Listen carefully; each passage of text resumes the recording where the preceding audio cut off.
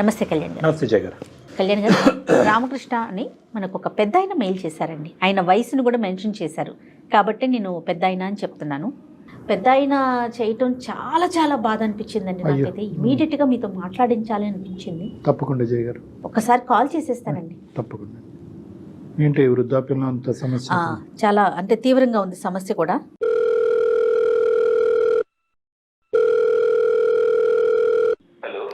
Hello, నమస్తే అండి. నమస్తే అమ్మా, ఎవరమ్మా? నేను జయానండి, అందమైన జీవితం ప్రోగ్రామ్ నుంచి కాల్ చేస్తున్నాను. సుమన్ టీవీ నుంచి కదమ్మా? అవునండి, అవునవును. చెప్పండి అమ్మా.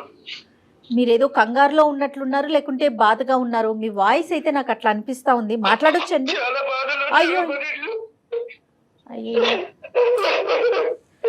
బాధపడకండి బాధపడకండి. చెప్పండమ్మా. బాధపడకండి, కొంచెం స్థిమితంగా కూర్చోండి. నాతో పాటు డాక్టర్ కళ్యాణ్ చక్రవర్తి గారు ఉన్నారు. ఒక్కసారి మాట్లాడండి అండి, సరే. ఒక్క నిమిషం. మనసే బాధ అనిపించేస్తుంది. రామకృష్ణ గారు. రామకృష్ణ గారు నమస్తే అండి. నమస్తే సార్. కొద్ది గుండె నిబ్బరపరుచుకుని కొద్దిగా చెప్పాలి మాకు. మా ఆవిడ క్యాన్సర్ అండి. అయ్యో, 4వ స్టేజ్లో ఉంది సార్. 4th stage. అయ్యో, మా అబ్బాయి ఎంత పిలిచినా రావట్లేదండి. మీ అబ్బాయి అమెరికాలోనే. ఎక్కడున్నాడండి? అమెరికాలో ఉన్నాడు. అమెరికాలో ఉన్నాడు సార్. ప్రెసెంట్ ఇప్పుడు ముంబైలోనే ఉన్నాడు సార్. ముంబైలో ఉన్నాడు. అవును సార్. ఎందుకంటే అంత కఠినంగా ఉన్నాడు అబ్బాయి? అంటే తల్లి 4వ స్టేజ్ క్యాన్సర్ లో ఉన్నా కూడా చూడటానికి రాకపోయినంత తప్పు మీరేం చేశారు? ఏం లేదండి, వాడు చిన్న పురిట్లో ఉన్నప్పుడే వాళ్ళ అమ్మ చనిపోయింది సార్. పురిట్లో ఉన్నప్పుడు వాళ్ళ అమ్మగారు చనిపోయారు. వాళ్ళ అమ్మగారు చనిపోయారు. మేము దత్తగా తీసుకున్నాం సార్ వాడిని. వాళ్ళ నాన్న 40 రోజులు కాకముందే ఇంకొక పెళ్లి చేసుకున్నాడు సార్. వాళ్ళ నాన్న వీడిని సరిగ్గా చూసుకోకపోతే మా ఆవిడ చూసి వాడిని, ఏమండి మనం దత్తగా తీసుకుందామండి, మన దగ్గర పిల్లలు లేరు కదా, మన ఇల్లు మన సంసారం ఉన్న వాడు ఒకడు ఉంటాడండి, వాడిని మన పిల్లలు చూసుకుందామండి అంటే నేను వాడిని దత్తగా తీసుకున్నాను సార్. నాది సెంట్రల్ గవర్నమెంట్ ఉద్యోగం సార్ నాది. అయితే వాడికి బాగా చదివించుకున్నాం సార్ వాడిని. అంత చదివించుకున్న తర్వాత వాడికి ఇంటర్మీడియట్ ఆ లెవెల్లో ఎవరు చెప్పారు సార్, మా బంధువులు, నువ్వు వీళ్ళకి పుట్టిన బిడ్డోడు కాదురా, నేను తప్పే తీసుకున్నారని చెప్పారు సార్. అప్పటి నుంచి వాడు మమ్మల్ని దూరం దూరం దూరం ఉంటున్నాడు సార్. రామకృష్ణ గారు, తర్వాత మీకు ఎవరైనా సంతానం కలిగారండి? మేడం ఒక పాప పుట్టింది మేడం, అనిత మేడం. అనిత? ఆమె వాళ్ళ హస్బెండ్ సాఫ్ట్వేర్ ఇంజనీర్ ఉండే మేడం. యాక్సిడెంట్ లో చనిపోతే ఆమె ఇంట్లోనే ఉంది మేడం. ఇప్పుడు ఆమెకి 2 పిల్లలు. అయ్యో. ఆమె ఇక్కడే ఉంది. మాకు ఆర్థికంగా లోటు అయితే ఏం లేదు మేడం. వాడు ఇంటికి రావాలి, వాళ్ళ అమ్మ ఒక్కసారి కన్నాను చూసి చనిపోతానంటుంది మేడం. 4వ స్టేజ్ మేడం, క్యాన్సర్. అయ్యో. బాబు 15 సంవత్సరాల వరకు మీరు చెప్పలేదు మీరు దత్తత తీసుకున్నారు బాబుని అనేది? లేదు సార్, వాడు ఇంటర్మీడియట్ వరకు నేను ఏమీ చెప్పలేదు సార్. ఎవడో చెప్పాడు సార్ బయట వాడు. వాడికి ఎంత ప్రేమగా చూసుకున్నామంటే మేము అంత ప్రేమగా చూసుకున్నాం సార్. వాడికి టైఫాయిడ్ జ్వరం వస్తే అక్కడ ఎక్కడో బీహార్ లో ఒక తావే మందిరం ఉంటే ఆ తావే మందిరం కూడా వెళ్ళి మా ఆవిడ ముక్కుకుంది సార్. అక్కడ వెంకటేశ్వర స్వామి ముక్కుకొని నడిచి ఆ పై దాకా వెళ్ళి ముక్కు తీర్చుకుని వచ్చింది సార్. ఇంత చేసిన వాడు అసలు వాళ్ళ అమ్మ అంత ఇంత కూడా కటిగరం లేదు సార్ వాడికి. వాస్తవానికి ఏంటంటే అనితని ఎంత బాగా చూసుకున్నారో బహుశా అదే స్థాయిలో దత్తత తీసుకున్నటువంటి అబ్బాయి అదే స్థాయిలో చూసుకున్నాను సార్. అదే కదా సార్ నా బాధ. అంత బాగా చూసుకున్న కొడుకు ఈ రోజు నువ్వు నాన్న కాదు, నువ్వు మా అమ్మ కాదు అని చెప్తే ఎంత బాధ ఉంటుంది సార్ మాకు. అంటే ఈ రోజు అన్నాడా సార్? ఇంటర్మీడియట్ తెలిసినప్పటి నుంచి అలాగే ప్రవర్తిస్తున్నాడా సార్? ఇంటర్మీడియట్ అప్పుడు వేరే చోట చదువుకుంటాం నాన్న, వేరే చోట చదువుకుంటా అంటే అక్కడ పంపించాను సార్ నేను. అక్కడ నుంచి అలా అలా అలా మెల్లిగా మాకు దూరం అవుతే వస్తున్నాడు వాడు. అంటే అప్పుడు ఎవరో ఏదో చెప్పారు సార్ వాడికి. అప్పటి నుంచి మమ్మల్ని ఇగ్నోర్ చేస్తున్నాడు సార్. తెలిసి తెలియనట్టుగా పట్టించుకోవడం లేదు. అంటే ఇంకా దూరంగా చదువుకుంటాను చదువుకుంటా. వాడు ఇంకా మా దగ్గర ఉంటాడు కదా అని మా చెల్లెలు కూతురికి ఇచ్చి పెళ్లి చేయాలని నేను నిర్ణయించుకున్నాను సార్. మా చెల్లెలు కూడా సరే అన్నయ్య అనేది. ఎవరు పుట్టిన అబ్బాయి అయినా కూడా మా చెల్లెలు కూడా యాక్సెప్ట్ చేసింది సార్. చేసుకుంటాను అన్నయ్య వాడిని అని చెప్పింది. సరే చేసుకున్నంతలో వాడు అక్కడ అమెరికాలోనే ఒక అమ్మాయిని చూసి ప్రేమించి వాడు ఏం చేశాడు సార్, మమ్మల్ని అసలు ఇన్వైట్ కూడా చేయలేదు, మమ్మల్ని పిలవని కూడా పిలవలేదు. నేను కాల్ చేస్తే లేదా నానా మీరు ఎవరు రావద్దండి, అసలు ఎవరికి ఇన్ఫార్మ్ చేయొద్దండి, మన బంధువులకి ఎవరు చెప్పకండి, నేను ఇక్కడ పెళ్లి చేసుకుంటున్నాను, మీరు రావాల్సిన అవసరం లేదు, అమ్మ రావాల్సిన అవసరం లేదని చెప్పాడండి. తెలుగు అమ్మాయేనండి, అమెరికా అమ్మాయా? తెలుగు అమ్మాయి అండి. ప్రేమించి పెళ్లి చేసుకున్నాడు, వాళ్ళ వరకు అయితే హ్యాపీగానే ఉన్నారు. వాళ్ళ వరకు హ్యాపీగా ఉన్నారు సార్, కానీ ఒక్కసారి కూడా మమ్మల్ని చూడడానికి రావడం లేదు సార్. అంటే మాకు అర్థం కావట్లేదు, మీరు చేయని తప్పుకు మిమ్మల్ని ఎందుకు శిక్షిస్తున్నాడు మీ అబ్బాయి అనేది మాకు అర్థం కావట్లేదు. మీ కుటుంబ సభ్యులు అందరికీ తెలుసా ఈ అబ్బాయి దత్తత తీసుకున్నారు మీరు అనేది? సార్ మా కుటుంబంలో అందరికీ తెలుసండి ఈ అబ్బాయి మీద దత్తత తీసుకున్నామని, కానీ ఎవ్వరు అబ్బాయికి చెప్పలేదు. కానీ ఇంటర్మీడియట్ చదివేటప్పుడు మాత్రం ఎవరో చెప్పారో, అప్పటి నుంచి మీరు మా తల్లిదండ్రులు కాదు కదా అని వాడు దూరం దూరం దూరం దూరం అలాగే వెళ్ళిపోతున్నాడు. కానీ ఒకటి రామకృష్ణ గారు, ఎస్పెషల్లీ దత్తత తీసుకునేటటువంటి కేసులతో నాకు చాలా అనుభవం 30 సంవత్సరాలు బట్టి. నేను అనేది ఏంటంటే, దత్తత తీసుకున్నప్పుడు ఒకానొక సమయం సందర్భంలో ఒక కీలకమైనటువంటి వయసు, అది కూడా పీడియాట్రిక్ సైకియాట్రిస్ట్ డాక్టర్ చెప్తారు, ఈ టైంకి మీ అబ్బాయి సూటబుల్గా ఉన్నాడు, మీ అమ్మాయి సూటబుల్గా ఉన్నాడు, ఈ టైం అప్పుడు డిక్లేర్ చేయండి అంటారు. డిక్లేర్ చేయమంటారు? చేయాలి, డిక్లేర్ చేయాలి. ఒక ఎస్పెషల్లీ ఏంటంటే కుటుంబ సభ్యులు అందరికీ తెలిసి ఉన్నప్పుడు, ఎందుకంటే లేదంటే ఇది చాలా ఎడ్జ్ మీద ఉంటుందమ్మా ఇష్యూ. ఏదన్నా కుటుంబ సభ్యుల మధ్యన, ఈ కుటుంబానికి మధ్యన ఏమన్నా చిన్న తగాదా వచ్చిందంటే ఆ అబ్బాయికి చెప్పకూడనటువంటి విధంగా చెప్తే ఈ విధంగా మనుషులు మారిపోతూ ఉంటారు. మీరు ఎప్పుడు చెప్దాం అనుకున్నారు రామకృష్ణ గారు? నేను అసలు నా మనసులో వాడు వేరే అబ్బాయి అన్నది నాకు లేదు సార్, మా సొంత అబ్బాయిలాగే చూసుకున్నాం సార్. మీకు లేదు కానీ చెప్పాలన్న ఉద్దేశం కూడా నాకు కాదు, మీకు లేదు కానీ వేరే వాళ్ళ ద్వారా ఇటువంటి పిల్లలు తెలుసుకుంటే కనుక వాళ్ళు ఎలా రియాక్ట్ అవుతారో అనేది కూడా మనం ఆలోచించాలి. అంటే మీరు ఎంత బాగా చూసుకున్నా కూడా నా తల్లిదండ్రులు వీళ్ళు కాదా, నన్ను పెంచి పెద్ద చేసినటువంటి తల్లిదండ్రులు వీరు కాదా అనేటటువంటి మనస్తాపం, బాధ ఏదైతే ఉంటుందో అది ఈరోజు మీకు నాకు ఎవరికి కూడా ఊహించుకున్నంత ఎత్తులో ఉంటుంది ఆ బాధ. సరే, అవన్నీ తర్వాత విషయాలు. అనితతో మాట్లాడతాడా మీ కూతురుతో? అమ్మాయితో కూడా ఏమైనా సంబంధం లేదా? లేదండి, అనిత మా దగ్గరే ఉంటుందండి. అనితతో కూడా వాళ్ళ హస్బెండ్ యాక్సిడెంట్ లో పోయిన దగ్గర నుంచి అమ్మాయి మా దగ్గరే ఉంటుంది. అసలు సొంత అన్నలాగే ప్రేమిస్తుంది. అసలు అమ్మాయి ఎప్పుడు ఇద్దరు పిల్లల్లో తేడా ఎప్పుడు చూపెట్టలేదు సార్. కానీ అతను అమెరికాకి వెళ్ళడానికి సపోర్ట్ అంతా మొత్తం చదివించటం, పెంచటం, పంపించటం మొత్తం మీరే చూసుంటారు కదండి? అన్ని మేమే చూసాం మేడం, నేను మా ఆవిడ. మీ అబ్బాయి పేరేంటి రామకృష్ణ గారు? Harshad sir. Sir Harshad sir, మేము హర్ష అని పిలుస్తాం. హర్ష సార్, ఇప్పుడు హర్ష మనసులో ఈ విధమైనటువంటి ఒక అభిప్రాయం ఉంది, మిమ్మల్ని చూడకూడదు, మీ కుటుంబాన్ని కాదనుకుంటున్నాడు, పెంచినటువంటి తల్లిదండ్రులను వద్దనుకుంటున్నాడు అనేది ఇప్పుడు మీ భార్య గారు 4వ స్టేజ్ క్యాన్సర్లో ఉన్న తర్వాత తెలిసిందా? అంతకు ముందు నుంచే మీకు ఒక హింట్ ఉందా? సార్ అంతకు ముందు నుంచే ఉంది సార్. మాతో ఉండడం వాడికి ఇష్టం లేదు. నా కూతురికి ఎంత విలువిస్తున్నానో నా కొడుకు కూడా నేను అంతే విలువిస్తున్నాను సార్. ఇద్దరికి సమానంగానే పంచుతాను సార్ నేను. ఇది డబ్బుకి ఆస్తికి సంబంధించింది అంటే కనుక ఈ లెక్క ఇక్కడ వరకు కూడా వచ్చి ఉండేది కాదండి. ఫస్ట్ ఆఫ్ ఆల్ మనం కనుక్కోవాల్సింది ఏంటంటే ఆ అబ్బాయి మనసులో ఎటువంటి భావం ఉందన్నది మనం కనుక్కోవాలి. ఫస్ట్ అక్కడి నుంచి మనం కనుక్కోగలిగితే అసలు మనతో మాట్లాడితే కనుక అది ఒక మెట్టు ఎక్కినట్టే. మనతో అసలు మాట్లాడతాడా లేదా అనేది ఫస్ట్ మనం చూడాలి. ఆ అబ్బాయి ప్రస్తుతం ఎక్కడున్నాడు రామకృష్ణ గారు? సార్ ముంబైలో ఉన్నాడు సార్, ఏదో పని మీద వచ్చాడు వాడు. మరి మీరు ఫోన్ కలిపితే ఎత్తుతాడా లేదంటే మేమే కలపాలా? సార్ నేను కలిపితే అసలు ఎత్తడం లేదు సార్. నా ఫోన్ ఎత్తటంలా, నా కూతురు ఫోన్ ఎత్తడం లేదు. వాడు మనమే కాల్ చేద్దాం.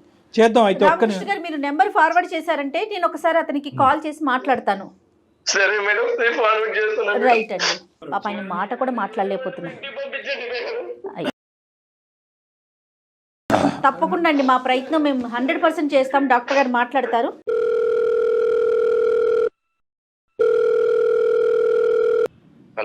హలో, నమస్తే అండి హర్షిత్ గారు. నా పేరు జయ అండి. నేను సుమన్ టీవీ అందమైన జీవితం ప్రోగ్రామ్ నుంచి మాట్లాడుతున్నాను. నాతో పాటు డాక్టర్ కళ్యాణ్ చక్రవర్తి గారు ఉన్నారు.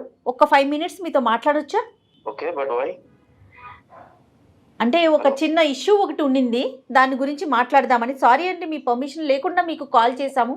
సుమన్ టీవీ ఇది అందమైన జీవితం అని ఒక పెద్ద ప్రోగ్రామ్ని మనం కండక్ట్ చేస్తూ ఉంటాము.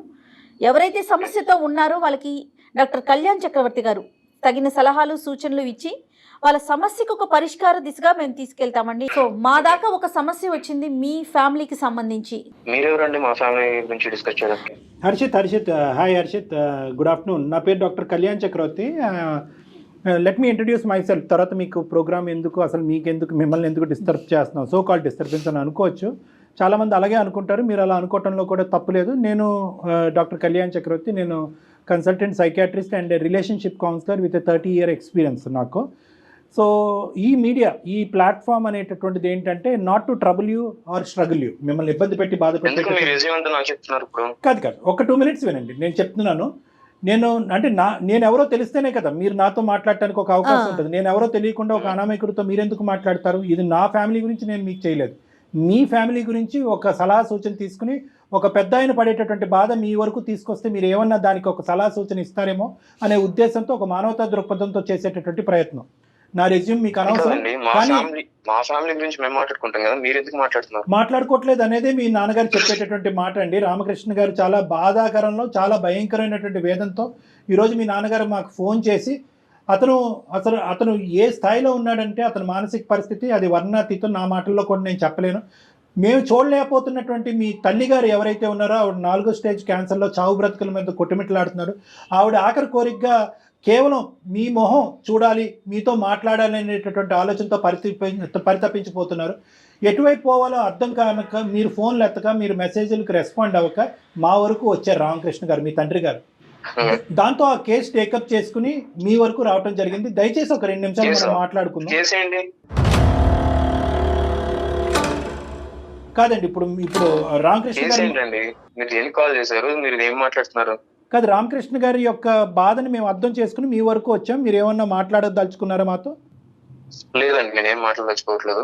ఒక 2 minutes అండి ప్లీజ్, నా రిక్వెస్ట్. చెప్పండి. రైట్, ఓకే, థ్యాంక్ యూ అండి. మీరు అర్థం చేసుకున్నారు. నేను అర్థం చేసుకోలేదు, మీకు టైం ఇచ్చాను. Okay, thank you. What ever, ఏదైనా నాకు ఒకే విధంగా వినిపిస్తున్నాయి. కానీ నేను చెప్పేది ఏంటంటే రామకృష్ణ గారు కూడా, మీ నాన్నగారు కూడా ఇక్కడ లైన్లో ఉన్నారండి. మీరు డైరెక్ట్గా ఫోన్ ఎత్తట్లేదు కాబట్టి మేము ఈ పద్ధతిలో మీకు కాల్ చేయవలసి వచ్చింది. రామకృష్ణ గారు, మీ అబ్బాయి లైన్లో ఉన్నాడు, ఏమైనా మాట్లాడతారా?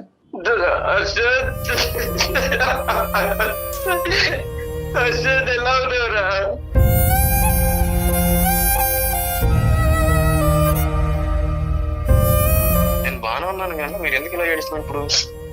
రే, మీ అమ్మ 4వ స్టేజ్లో ఉందిరా క్యాన్సర్. నిన్ను ఎప్పటి నుంచి నేను కాల్లో ట్రై చేస్తున్నాను, నాకు ఆగుతురా.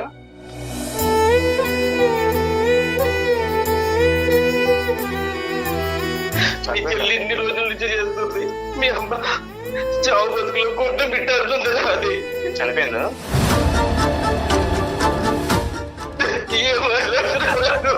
ఒక్కసారి వచ్చి చూడరా, ఒక్కసారి వచ్చి చూడరా. అమెరికా వెళ్ళిన దగ్గర నుంచి నువ్వు ఎందుకు రాదా తయారు? నేనేం చేయవాలా? మీరు నన్ను అర్థం చేసుకోవడంలో తప్పు పడ్డారు అంతే. ఏం తప్పు చేశాను రా చెప్పు. ఎందుకు ఇవన్నీ ఈ సోలంతా నాకు ఎందుకు చెప్తున్నా ఇప్పుడు? అదే ఒక్కసారి వచ్చి మీ అమ్మని చూసేళ్ళురా, మీ అమ్మ పరిస్థితి ఎలా ఉందో చూసేళ్ళురా. లేదు, ఇప్పుడు మీరు నాకు ఇంత ఫోన్ చేసి కాల్ మాట్లాడి మాత్రం అన్ని జరిగిపోవు, ఓకేనా? ఒక్కసారి నీ కాళ్ళు ఉంటారా, కాళ్ళు పట్టుకుంటారా, నీ కాళ్ళు పట్టుకుంటారా? ఒక్కసారి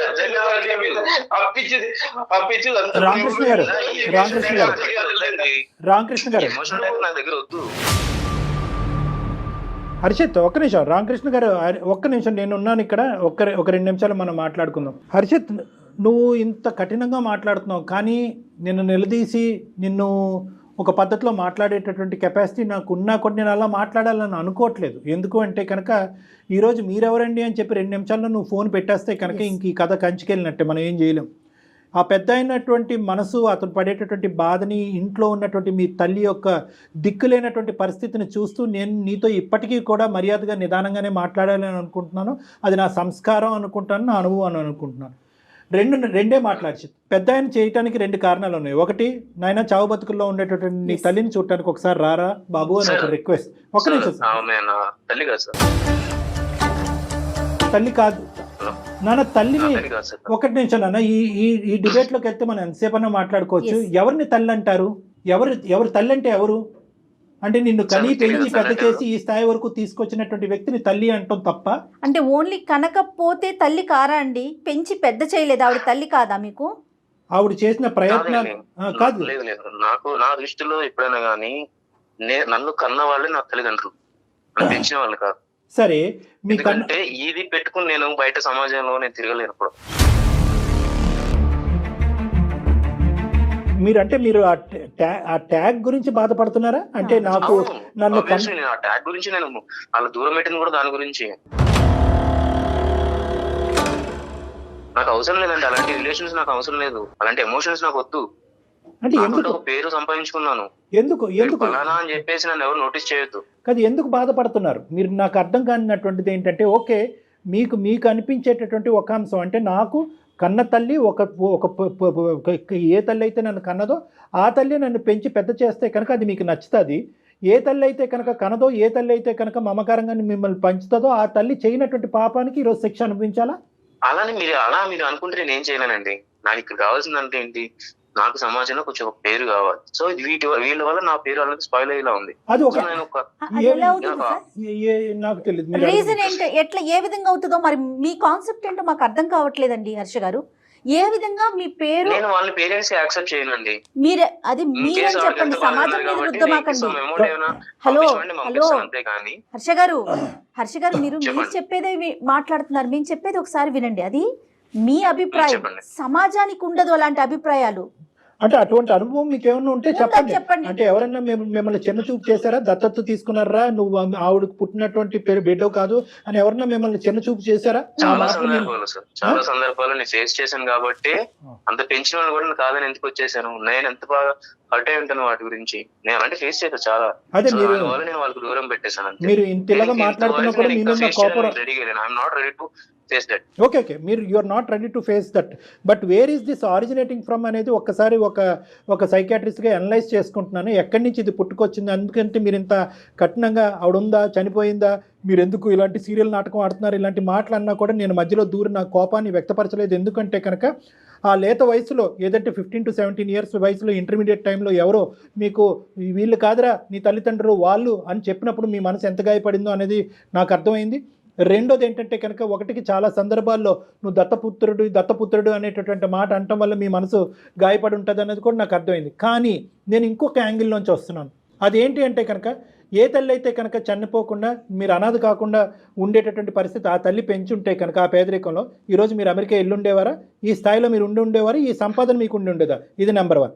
నెంబర్ 2 ఏంటంటే, తల్లి చనిపోయినటువంటి మీ కన్న తల్లి, ఈ జ్ఞాపకాలన్నీ మీకు గుర్తు చేస్తూ మిమ్మల్ని బాధపడుతున్నాను, ఏమనుకోవద్దు. మీ కన్న తల్లి చనిపోయినటువంటి 10 రోజులకో 15 రోజులకో ఆ మహానుభావుడు ఇంకో పెళ్లి చేసుకున్నాడు అనేటటువంటి ఆలోచన ఉన్నటువంటి కుటుంబంలో మీరు పెరిగి పెద్ద అయి ఉంటే కనుక సంతోషించి ఉండేవారా? అంటే మీ వాదనకి నేను ఏకీభవిస్తున్నాను. అంటే నా కన్న తల్లిదండ్రులు వేరే వాళ్ళు కాదు. మేమేమంటున్నా అంటే, కన్నటువంటి వాళ్ళు ఎవరైనా కూడా పెంచినటువంటి వాళ్ళు మీకు ఆ సంతోషాన్ని సుఖాన్ని ఇచ్చేటటువంటి వాళ్ళు తల్లిదండ్రులు కాదు, దేవుళ్ళు అని అంటారు. ఒక అనాథగా ఉన్న ఒక బిడ్డను తీసుకొచ్చి పెంచి పెద్ద చేసి ప్రయోజకుడిని చేసి అమెరికా లాంటి కంట్రీకి పంపించడం వాళ్ళు చేసిన తప్ప అంటే అర్థం కావట్లేదు. అతను కూడా వాళ్ళ పెంపకాన్ని లోపభూయిష్టం చేసి ఏలైతే చూపెట్టట్లేదు జయ గారు. అతను కాన్సెప్ట్ ఏంటంటే వాళ్ళని తప్పుగా చూపెట్టట్లేదు, కానీ ఇతనికి పడినటువంటి ఆ బీజం ఏదైతే చిన్నప్పటి నుంచి నలుగురు 4 విధాలుగా మాట్లాడుకుని నుంచి ఇతన్ని హేళన చేసి వెక్కిరించేటటువంటి ప్రయత్నం చేశారో ఆ ట్యాగ్ లైన్కి కారణమైనటువంటి వాళ్ళు వీళ్ళే నన్ను పెంచినటువంటి దత్తత చేసినటువంటి ఈ తల్లిదండ్రులు లేకపోతే నాకు ఆ ట్యాగ్ ఉండదు కదా అని చెప్పి. కరెక్టే. ఆ తల్లిదండ్రులు లేకపోతే ఈ రోజు మీరు ఎక్కడున్నారు? ఆ కాన్సెప్ట్ అర్థం చేయడం గురించి నన్ను మీరు ఎందుకు పెంచారు, నన్ను పెంచకుండా ఉంటే బాను, నా గాలికి నన్ను వదిలేసేటటువంటి మాట ఈ రోజు మీరు సుఖంగా సంతోషంగా అమెరికాలో దర్జాగా బతుకుతూ ఉన్నప్పుడు అడిగేటటువంటి మాట కాదండి.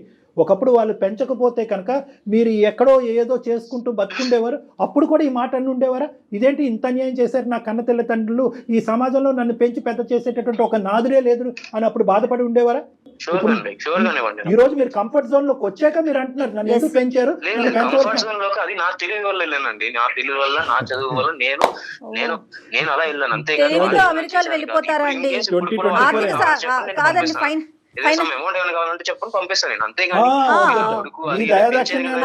హర్ష గారు మా ఫ్యామిలీలో కూడా పిల్లలందరూ కూడా అబ్రాడ్ కంట్రీస్ లో ఉన్నారండి. ఓన్లీ తెలివితేటలతో వెళ్ళిపోరు, ఫైనాన్షియల్ సపోర్ట్ కూడా కావాలి. ఓహో, ఇప్పుడు మీరు ఎవరిని కొనక్కర్లేదు, అటువంటి దిక్కు లేనటువంటి స్థితిలో వాళ్ళే లేరు. వినండి హర్ష గారు, 2 నిమిషాలు. మీరు మాట్లాడేదంతా కూడా చాలా 5th గేర్ లో మాట్లాడారు. మీరు 5th గేర్ లో మాట్లాడితే నేను 10th గేర్ లో మాట్లాడగలను, కానీ అది నా సంస్కారం కాదు. ఎందుకంటే ఈరోజు మీరు ఫోన్ పెట్టేస్తే కనుక ఆ మహానుభావుడికి ఇంకా కొడుకు అనేటటువంటి దిక్కు లేకుండా అతను ఇంకో దేనగాథలోకి వెళ్ళిపోతాడు. కాబట్టి అతను పాయింట్ ఆఫ్ వ్యూలోంచి నేను చాలా ఇదిగా మాట్లాడుతున్నాను. ఏమండి, మీకు తెలుసు మీకు తెలుసు ఎందుకు ఈ మాటలన్నీ మీ ఓన్లీ మీ తెలివితేటల వల్లే వెళ్ళిపోయారు అక్కడికి. సోకాల్డ్ అమ్మ నాన్న, మీరు అమ్మ నాన్న అని పిలటానికి కూడా ఇష్టపడట్లేదు. ఇంతసేపు మాట్లాడుతున్నా నాన్న అని పదం రాలేదు మీ నోట్లో. నాన్న అని పదం అని ఇంకో 4 తిట్లు తిట్టినా బాగానే ఉండేది. ఆ మానవుడు ఇంతటితో సరిపెట్టుకుంటానని ఫోన్ పెట్టేసి ఉండేవాడు. నాన్న అని పదం కూడా రాలేదు. అంత పాపం ఏం చేశారండి వాళ్ళు? మిమ్మల్ని పెంచటమే తప్ప అంత పాపం ఏం చేశారండి? ఈరోజు ఆవిడ క్యాన్సర్తో చచ్చిపోతుంది. హర్ష గారు, ఆవిడ క్యాన్సర్తో చనిపోతుంది. ఏమైంది మానవత్వం?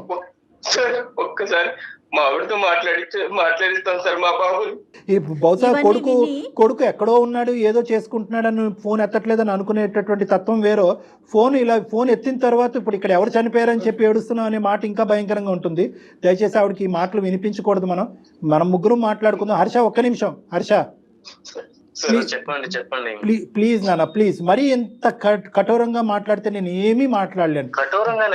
ఖచ్చితంగా కఠోరమే నాన్న. ఇది కఠినత్వం. కొన్ని వేలాది లక్షలాది మంది ఈ ప్రోగ్రామ్ చూసేటటువంటి వాళ్ళు, డాక్టర్ గారు మీరు అంత మర్యాద ఇచ్చి అంత నెమ్మదిగా అతనితో ఎందుకు మాట్లాడుతున్నారు అని అనేటటువంటి వాళ్ళు. అదే ఎందుకు నేను ఎటు పోదు కదా. నాకు వాళ్ళు వద్దు, అది నాకు మెయిన్ ప్రాబ్లం. నాకు వద్దు కాదండి, ఎవరో ఏదో చేసిన దానికి. సార్ కొద్దిసేపు నేను మాట్లాడాలంటే ఆయన సైలెంట్ గా ఉంటానండి. రామకృష్ణ గారు అతను ఏదో చెప్తారంటే వినండి. చెప్పండి హర్ష. నా మెయిన్ పాయింట్ ఏంటంటే నాకు వాళ్ళు వద్దు సార్. మీరు స్టార్టింగ్ నుంచి 10 నిమిషాలు కాదు, ఎంత స్టార్టింగ్ ఎంత ఒక 2 minutes అడిగారు కదా, మీరు 15 minutes టైం ఇచ్చినా కూడా నేను ఏదో చెప్తాను లాస్ట్ ఒకటి. నాకు తను అవసరం లేదు, వాళ్ళ అవసరం లేదు నాకు. తన మనసుకి పడిన గాయం కోసం వీళ్ళని ఇబ్బంది పెట్టడం కష్టం కాదు కదా. ఎంత గాయపడదు మేడం. హర్ష గారు మీరు చెప్పింది అయ్యిందా? మళ్ళీ నేను టైం ఇవ్వలేదు అంటారు, నేను మాట్లాడచ్చా? చెప్పండి. మీ తల్లిదండ్రులు ఇప్పటి వరకు 25-26 ఇయర్స్ వచ్చేంత వరకు మిమ్మల్ని ఎలా పెంచేవారు అనేది ఒక్కసారి మీ మాటల్లో మీరు చెప్పండి. ఏదైనా లోటు చేశారా? ఇవ్వకూడదు ఏదైనా ఇచ్చారా? ఇవ్వాల్సింది ఏదైనా ఇవ్వకుండా ఉన్నారా? ప్రేమ ఆప్యాయత అనేటటువంటిది పెంచుకున్నటువంటి అనితతో సరి సమానంగా కానీ, లేదంటే దానికి మించైనా కూడా మిమ్మల్ని బాగా చూపించారా? ఎక్కడైనా లోటు జరిగిందా? ఒక్క మాటలో చెప్పండి. లేదు, నాకు ఎక్కడ తేడా చూపించలేదు. అన్ని నాకు అన్ని కరెక్ట్ గానే 100% కాదు కదా, 100% కాదు కదా, 200% వచ్చినాయి కదా మీకు. 200% వచ్చినాయి కదా, ఆ 200% వెనక్కి ఇచ్చేసేయండి. సరే అండి, ఇవ్వండి. ఇప్పుడు అదే అడుక్కుంటున్నాడు ఆ పెద్దాయన. మాకు కావాల్సిన ఈ వృద్ధాప్యంలో ఉండే చావు బ్రతుకుల్లో ఉండేటటువంటి మమ్మల్ని ఇద్దరిని ఆ ప్రేమ ఆప్యాయత ఇవ్వండి. మీరు ఇచ్చేటటువంటి డబ్బులు అక్కర్లేదు. ఇవ్వనండి, ఇవ్వలేను. ఇప్పుడు నాకు వద్దనే కదా మీరు పాయింట్ మర్చిపోతున్నారండి. వాళ్ళు వద్దని చెప్తున్నారు. మళ్ళీ ఏం సరే ఆయన మధ్యలో ఆయన వాయిస్ వినడానికి నాకు చిరాకుగా ఉంది ఇప్పుడు. ఇరిటేటింగ్ ఉంది అంతా. ఎక్కడ వినలేదు, చూడలేదు మేడం. ఇది చూడడం కూడా ఇలాంటి సమస్యను ఎక్కడ వినలేము. ఇది సమస్య కాదు మేడం, ఇది వన్ సైడెడ్ సమస్య. పోనీ మా నాన్న ఆ వయసులో ఇలా చేశాడు, మా అమ్మ ఇలా చేసింది కాబట్టి నేను ఇంత కఠోరంగా మారిపోయాను, నా కోడల్ని నా భార్యని ఇలా నాన్న మాటలు అన్నారు కాబట్టి నా భార్యని తీసుకుని నేను అమెరికా వచ్చి చూపించారు. ఇది కంప్లీట్ గా వన్ సైడెడ్. వీళ్ళు ఏం పాపం చేశారు? ఎలా హర్ష ఈ ప్రాబ్లం కి మేము సొల్యూషన్ చెప్పలేము. ఐఎమ్ సారీ, మీరే చెప్పగలరు ఈ ప్రాబ్లం కి. వాళ్ళ వల్ల పడిన ఇబ్బందులు ఏంటి లేవంటున్నాడు కదా మేడం. 100 కాదు, 200% ఇబ్బంది లేదు. ఇది జస్ట్ ఇస్ ఫిక్సేషన్. అతని యొక్క ఫిక్సేషన్, అతని యొక్క కాన్సెప్ట్. ఏంటి ఆ కాన్సెప్ట్ అంటే కనుక, పెంచినటువంటి తల్లిదండ్రులు పెంచి ఈ లెవెల్ వరకు వచ్చాను, ఆ పెంచబడ్డటువంటి తల్లిదండ్రులకి ఒక కొడుకుగా అతను సమాజానికి చూపెట్టదలుచుకోలేదు. అతను కనేటటువంటి పిల్లలకి పలానా వాళ్ళు నేను దిక్కులేనప్పుడు వదిలేస్తే కనుక పలానా వాళ్ళు నాయనమ్మ తాతయ్య నేను పెంచారా అని పిల్లలకు చూపెట్టాలనుకోవట్లేదు.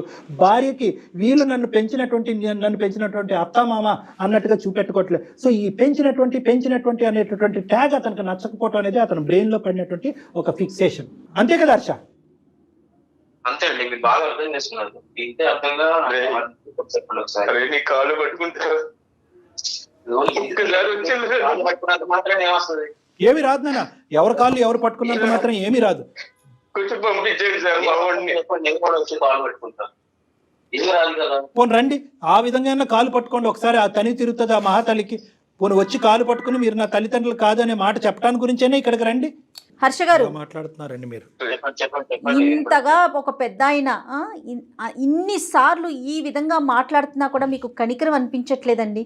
కనీసం వచ్చి ఒక్కసారి కనిపించి వెళ్ళిపోండి. ప్రేమ లేకపోయింది. నేను ఏం చెప్పాను, ఏం మాట్లాడాను అనేటటువంటిది నీకు నచ్చచ్చు నచ్చకపోవచ్చు. నెంబర్ 1, చెప్పా పెట్టకుండా నీకు ఫోన్ చేయటం, దానివల్ల మా మీద ఎంత కోపం ఉందో మాకు తెలియదు. కానీ ఇవన్నీ తీసి పక్కన పెట్టు. చిన్నప్పుడు మాట్లాడినటువంటి మాటలన్నీ తీసి పక్కన పెట్టు. 1కి 100 సార్లు నీ నోటు వెంట నువ్వే అన్నావు 200% నా తల్లిదండ్రులు నన్ను ప్రేమించారని చెప్పి.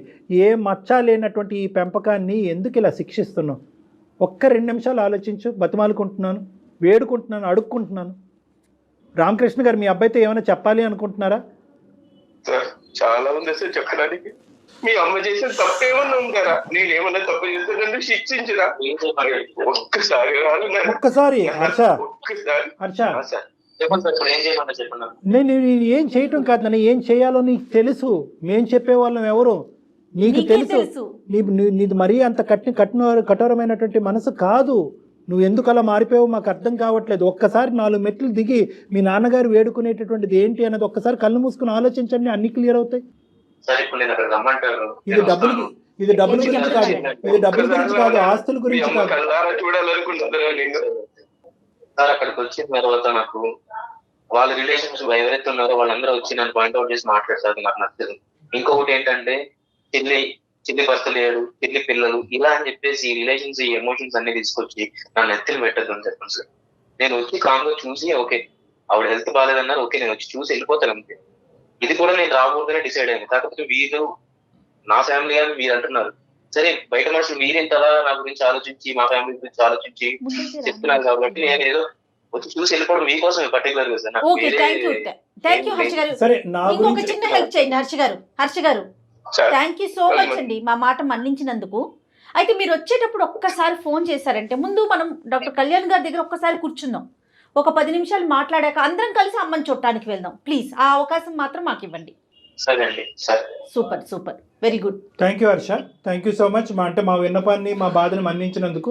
మీ తల్లిదండ్రుల గురించి నేను ఇలా అడుక్కోవటం అనేది నాకు విడ్డూరంగా అనిపించింది. కానీ అయినా కూడా పర్వాలేదు కళ్యాణ్ గారు. మాకు అందరికీ నచ్చినటువంటి ఫలితం బహుశా ఫ్యూచర్లో మీకు ఎంతో మమ్మల్ని మీరే ఎంతో ఆశీర్వదిస్తారేమో. అరే ఇంత మంచి కార్యక్రమం అని చెప్పి, ఇంత మంచి వేదిక అని చెప్పి. ఇది ఎందుకంటే ఒక కుటుంబానికి మించినటువంటిది ఏదీ లేదు. ఆ కుటుంబాన్ని కలిపినటువంటి పుణ్యం మాకుంటుంది. మీరు చేసేటటువంటి స్టెప్ ఏదైతే ఈరోజు తీసుకుంటున్నారో దాన్ని అందరూ హర్షిస్తారండి. Everybody is going to be happy about this. చాలా థ్యాంక్ యూ అండి, చాలా థ్యాంక్ యూ అండి. అతను వస్తాడు, అంత మంచి జరగబోతుంది. మీరు ధైర్యంగా హ్యాపీగా ఉండండి. ముందుగా మీ భార్య గారికి జరిగినటువంటి సంభాషణ కూడా ఆవిడకు ఒకసారి తెలియపరిచి గుండె ధైర్యం చేయండి. థ్యాంక్ యూ అండి, చాలా థ్యాంక్స్ అండి. థ్యాంక్ యూ రామకృష్ణ గారు. రుణపడి ఉంటాను. థ్యాంక్ యూ రామకృష్ణ గారు, హర్ష గారు, thank you so much. Thanks sir. Kalyan గారు, మీ ఒపీనియన్ తీసుకోకుండానే నేను మిమ్మల్ని కలవమని చెప్పాను. రీజన్ ఏంటంటే వన్స్ ఒక్కసారి మీ దగ్గరికి వచ్చి కూర్చొని మీతో ఒక్క 10 నిమిషాలు మాట్లాడితే తన మనసు మారుతుందన్న నా అభిప్రాయం. అంతేనండి. ఫోన్ కన్నా కూడా డైరెక్ట్గా అనేసరికి మనసులో బాధ కానీ ఏదైనా కూడా మీరు బయటకు తీసేయగలుగుతారని ఒక అభిప్రాయం అండి. తను వచ్చేటప్పుడు మీకు నేను కాల్ చేస్తాను. దాన్ని ఒక్కసారి కూర్చుందరు. తప్పకుండా చేయగలరు. రైట్ అండి, థ్యాంక్ యూ. Thank you.